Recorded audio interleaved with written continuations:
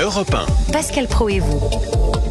Il est 11h18. Nous allons dans un instant, nous serons avec Reda Belladj, qui est porte-parole du syndicat Unité SGP Police Île-de-France, deux policiers grièvement blessés par balle hier soir. Et vous nous donnerez peut-être des informations rassurantes, je l'espère. On ne sait pas encore, mais au moins on a un collègue qui semblerait qu'il soit tiré d'affaire, un autre c'est un peu plus délicat. Vous allez évidemment dans quelques instants développer ces informations. Je vous propose d'ailleurs de mettre le micro. Voilà, cher Reda. Mais on termine avec notre sujet sur le tourisme à Paris. Nous rebondissions, sur ce qu'avait dit Jean Reynaud, qui n'aime plus Paris. Et nous sommes avec un professionnel du tourisme qui dit en 10 ans, ça s'est incroyablement dégradé. Oui. C'est la circulation, Alors, c'est la sécurité. Non. La circulation, c'est la tarte à la crème que je vous ai dit et que je vous ai indiqué. Maintenant, je vais vous parler de ce que recherchent les clients en priorité. Mes clients, ils recherchent la sérénité, la tranquillité et la sécurité, ce qu'ils ne trouvent plus à Paris aujourd'hui. Ça commence par Charles de Gaulle, parce que le premier contact avec le pays, c'est à l'aéroport.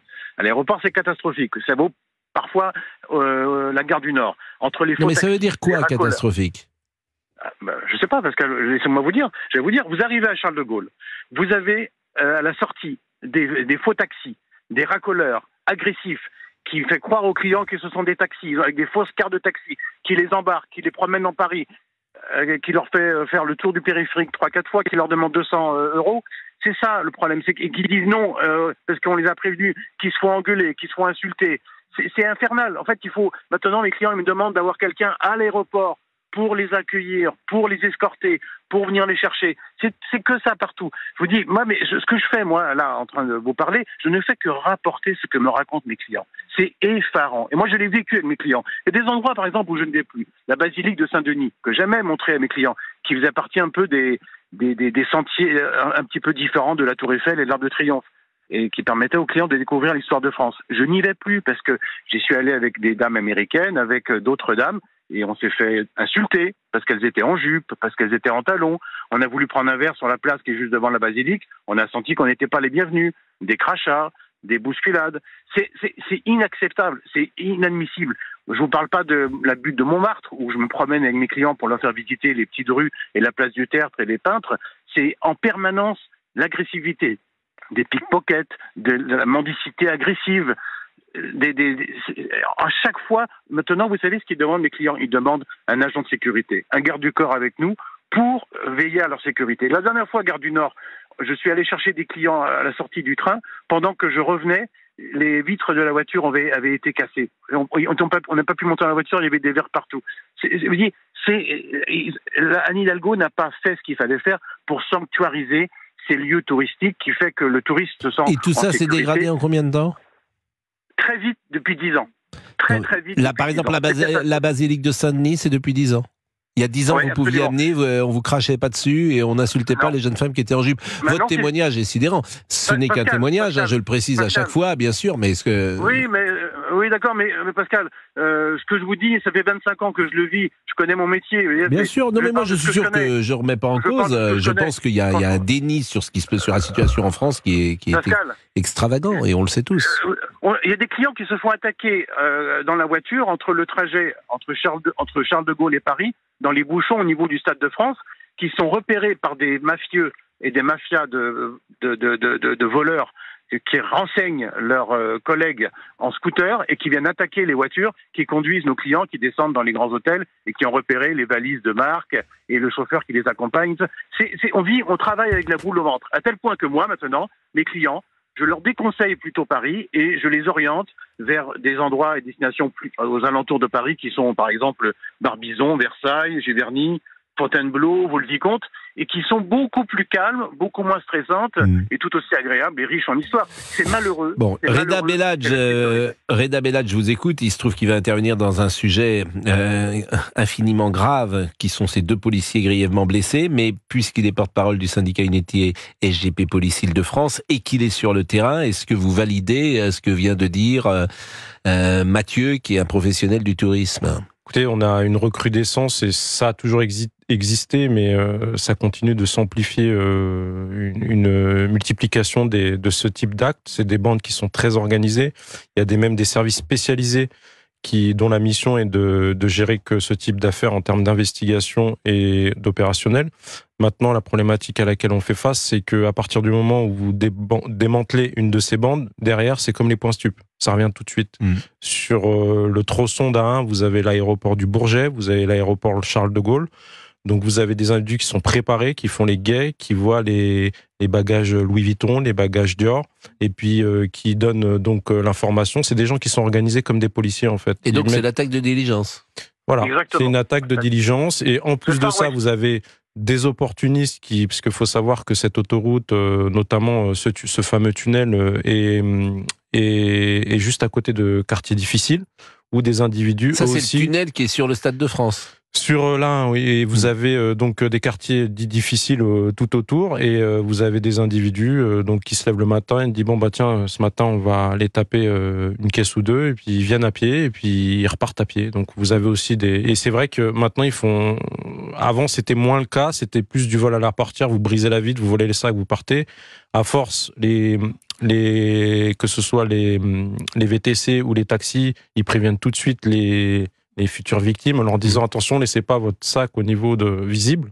Mais les gars sont adaptés, c'est-à-dire que maintenant ils rentrent, ils se mettent au niveau de l'habitacle, ils cassent la vitre et ils utilisent la bombe lacrymogène, ce qui déstabilise tout le monde. Et à ce moment-là, ils profitent, ils vont jusqu'à ouvrir le coffre, ils partent avec un butin quand même qui est assez impressionnant. Alors quand la voiture évidemment est à l'arrêt. Oui, bien sûr, ils profitent du flux de circulation. C'est extravagant. J'ai un témoignage d'une personne qui me dit lorsque j'étais petite avec mon école, j'étais allé visiter la basilique Saint-Denis, j'ai revu la prof de primaire, elle n'y va plus avec les classes de CM1. Pourquoi ? Parce que ça craint, me dit cette auditrice qui, là aussi, ce n'est qu'un témoignage, bien sûr, mais quand tous les témoignages vont dans le même sens, ça peut nous inquiéter. Je vous remercie quand même, Mathieu, vous avez foi quand même en ce métier, malgré tout, j'ai envie de dire, et de visiter, de faire visiter aux touristes étrangers cette belle ville de Paris. Non, Paris, j'arrête. Paris, vous arrêtez Paris, comme ça. Paris, j'arrête. Je vous dis, maintenant, je dirige vers c'est Barbizon les alentours de Paris. Barbizon, Giverny, Versailles, Fontainebleau, la côte normande. Versailles est plus calme, a priori. Oui, quand même. Oui, non, mais Versailles est protégé, même, disons-le. Versailles est protégé, je suis d'accord avec vous. C'est ça. Bon, bah merci. C'est effrayant ce qui se passe. Et là où Mathieu a raison, c'est qu'on a tous ce sentiment, c'est que ça vient de se passer ces 10 dernières années. C'est vrai à Paris, mais c'est vrai aussi dans des villes de province. Je pense à des villes comme Rennes, comme Nantes, comme Bordeaux, comme Lyon. Ça a vrillé, si j'ose dire, depuis très peu de temps. Oui, alors pour le coup, sans vouloir vous contredire, j'avais fait à l'époque une formation de brigadier à Tours avec des collègues de la BAC du 93 et ces unités spécialisées justement pour démanteler ces vols à la portière existaient déjà et c'était en 2006. Donc ça fait plus de 10 ans. Bon. Sauf que ça s'est amplifié parce que dans tous les domaines de délit de droit commun, la violence s'accroît. Donc en fait, que ce soit dans le cadre de homejacking, des carjacking, des vols à la portière, il y a de plus en plus de violence et parce que peut-être que la réponse pénale n'a pas été assez ferme au bout d'un moment. Peut-être, comme vous dites, peut-être avec beaucoup de délicatesse. Reda Belladj qui est avec nous, porte-parole du syndicat Unité SGP Police Île-de-France. Vous êtes venu plusieurs fois d'ailleurs et on avait pu aussi parler de votre itinéraire parce qu'il est très intéressant, votre itinéraire personnel. Nous marquons une pause et nous prenons évidemment des nouvelles de ces policiers. À chaque fois, nous le disons, le métier de policier aujourd'hui est extrêmement difficile, bien sûr, mais il est aussi à risque. Et ces deux policiers, on pense à eux, bien sûr, on pense à leur famille, parce que la vie ne sera jamais plus la même pour eux. Peut-être que, et sans doute y aura-t-il des séquelles physiques, psychologiques. Donc on va en parler avec vous. À tout de suite. 01 80 20 39 21, c'est le numéro que vous composez de 11h à 13h pour réagir avec Pascal Praud sur Europe 1. Pour réagir et donner votre avis sur Europe 1, rendez-vous sur la page Facebook de Pascal Praud et vous.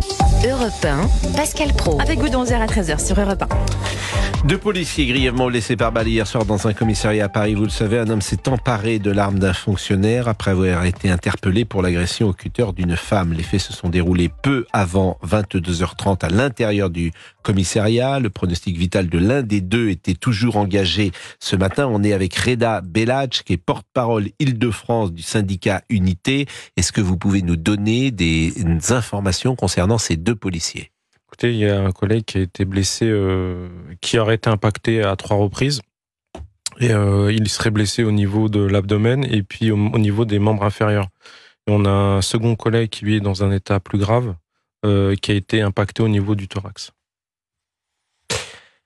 Est-ce qu'on sait les circonstances durant lesquelles ils ont été blessés ? Parce qu'on imagine que celui qui était au commissariat était sans doute avec des menottes. Oui, alors déjà, il faut reprendre depuis le début. Il faut savoir que les collègues, au moment où ils interviennent sur une femme en difficulté et on rentre dans le cadre de l'état de nécessité, à savoir des appels au secours. Ça se passait dans la rue ? Ça se passait apparemment dans un logement quai de la gare sur Paris 13. Et les collègues, face aux appels au secours, ont défoncé la porte. Ils ont vu une femme maculée de sang, énormément de sang au sol, et un individu armé d'un cutter. Un premier équipage a fait usage du taser, ça n'a pas fonctionné. L'individu a foncé sur les collègues avec le cutter, le dit cutter, et là un second équipage a donc fait usage du taser et a réussi à neutraliser l'individu. Une fois au commissariat, il semblerait que l'individu était menotté. Les collègues ont dû sûrement constater qu'il était en état d'ivresse, donc du coup, procéduralement parlant, on est obligé de procéder à un dépistage alcoolémique, sinon la procédure ne tient pas et la procédure est cassée. Du coup, les collègues ont dû, afin de respecter les droits de l'individu, démenoter ce dernier. Ce dernier en a profité pour attraper l'arme du collègue et la retourner contre ce dernier. Ensuite, un des fonctionnaires a fait usage de son arme de service qui a permis de neutraliser l'individu. Donc au bilan, nous avons l'auteur qui a été blessé et 2 collègues, dont un très grièvement, ont été également blessés, à qui d'ailleurs j'apporte mon soutien et je souhaite un bon rétablissement. Est-ce que vous avez le sentiment que c'est de plus en plus violent, difficile d'être policier aujourd'hui ? Oui, je pense que si la police n'était pas aussi diabolisée par certains, on serait beaucoup plus respecté. Et fut un temps où ce genre d'affaires n'arriverait pas. J'ai entendu des autres collègues d'autres organisations syndicales qui ont dit oui, c'est pas souvent que ça. Non, c'est tous les jours que ça arrive, ça en fait. C'est juste qu'on arrive à l'éviter. Pour rappel, le 7 février, même si les circonstances sont différentes, nous avions un individu sur la commune de Noisy-le-Grand qui venait apparemment assassiner son ex-compagne.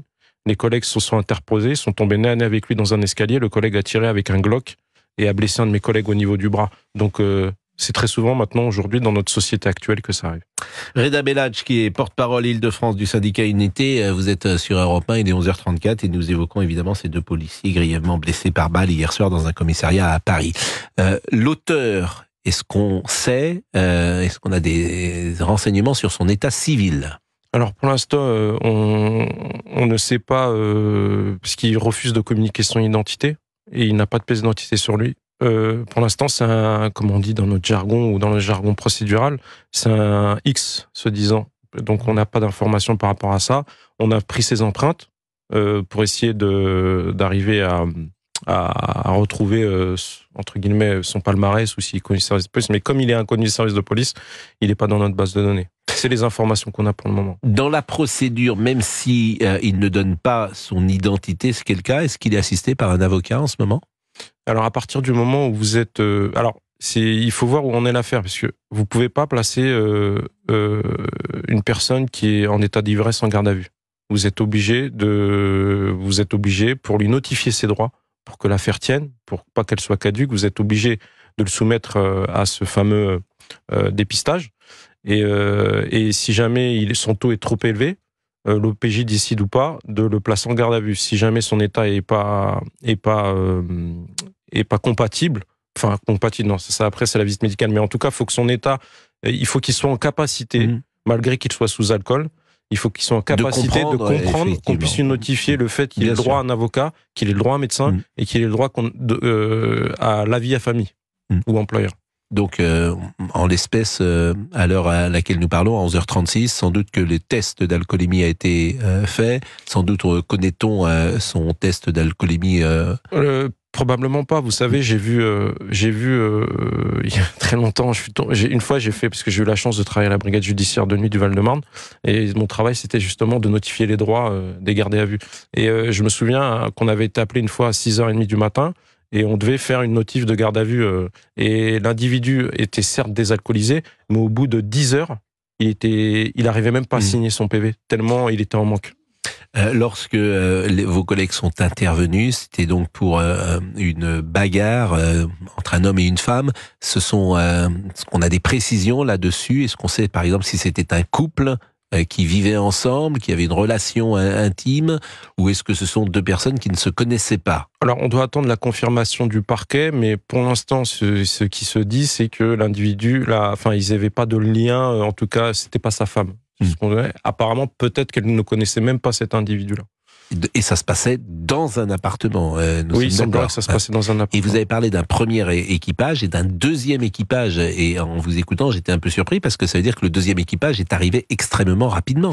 Non, en général, vous savez, la nuit, c'est un monde qui est très différent du jour. C'est un autre monde. C'est beaucoup plus sombre. Vous êtes souvent confronté à des gens qui sont sous stupéfiants, des gens qui sont sous alcool, et pas forcément des gens qui sont connus des services de police, des gens qui peut-être ont des problèmes chez eux ou des problèmes au travail et qui changent en fait et qui sombrent dans la délinquance l'espace d'un instant. Et là, on a sombré peut-être dans la criminalité l'espace d'un instant. Mais moi, ce qui me frappe dans cette affaire, c'est cet homme qu'on dit inconnu des services de police, qui effectivement est embarqué dans une mauvaise histoire, mais une mauvaise histoire qui peut quand même, sur le plan pénal, ne pas avoir des conséquences dramatiques. Je parle de cet échange de brutalité qu'il pouvait avoir avec cette femme. Mais manifestement, cette femme, il ne l'avait pas tuée, il ne l'avait pas, blessée grièvement. Il prend le risque, cet homme, de tuer deux policiers, et avec ce geste, d'arrêter évidemment la vie des gendarmes, des policiers plus exactement, mais également d'arrêter sa propre vie, puisque tu tues deux policiers en France, ta vie est terminée, tu restes 25 ans, 30 ans en prison. C'est ça qui me frappe, c'est-à-dire une sorte de violence gratuite que je trouve déraisonnable.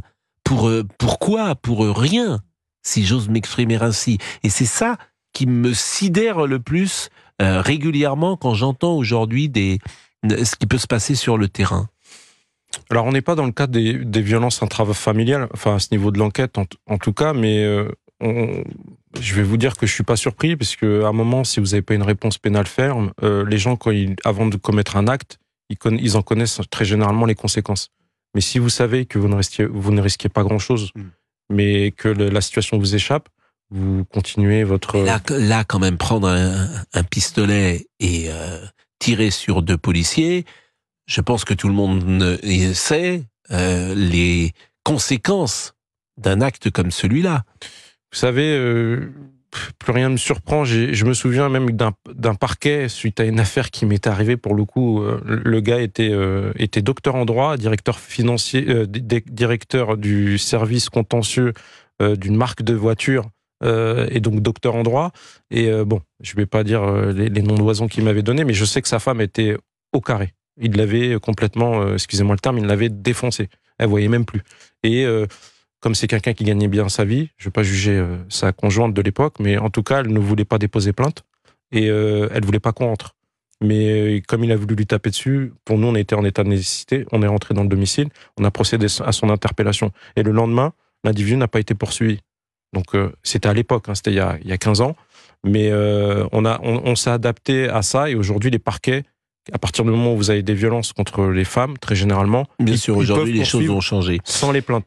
Ces deux policiers, parce qu'évidemment, je pense à eux, nous pensons à eux. Est-ce qu'on a des précisions sur leur âge, leurs états de service, leur famille peut-être? Est-ce que vous pouvez nous donner on sait que la famille est au contact avec eux. Maintenant, je souhaite pas personnellement donner de précisions sur leur identité. Je veux pas du tout qu'ils soient identifiés, parce que vous savez dans quel climat on vit aujourd'hui dans notre société, où le policier devient la cible, et pas que de terroristes. On l'a vu encore hier soir. C'est deux policiers de la BAC? Non, c'est GSP, c'est les groupes de soutien de proximité. Et ceux qui étaient intervenus, c'était... Alors, il y avait un équipage police-secours et un GSP Et donc, voilà, après, je me souviens d'un collègue, dans un reportage d'un collègue du RAID, il me semble, qui disait que eux, quand ils intervenaient, ils étaient préparés. Ils savaient le nombre de pièces, ils étaient entraînés.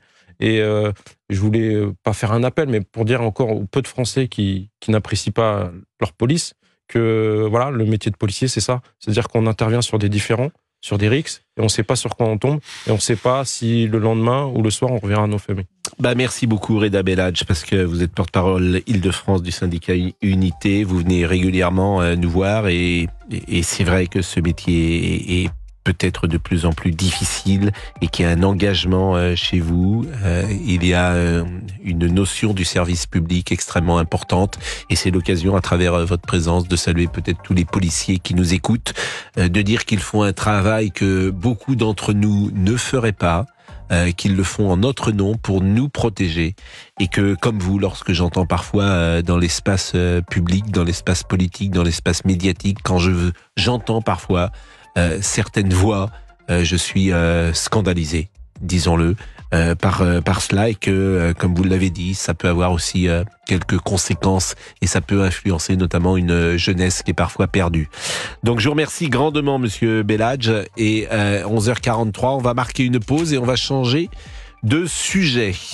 Avant la pause, on va parler des programmes de votre week-end sur Europe 1, avec notamment Clap, l'émission qui vous raconte le cinéma chaque samedi de 19h à 20h, présentée par Laurie Choleva, qui en compagnie d'invités exceptionnels passe en revue toute l'actualité ciné de la semaine. Laurie Choleva qui reçoit demain l'humoriste, comédien et auteur Jérémy Ferrari, à l'affiche du film Rokia en salle mercredi prochain. Clap demain donc de 19h à 20h sur Europe 1. Restez bien avec nous. Pascal Pro, la suite dans moins d'une minute avec vous au 01 80 20 39 21 sur Europe 1.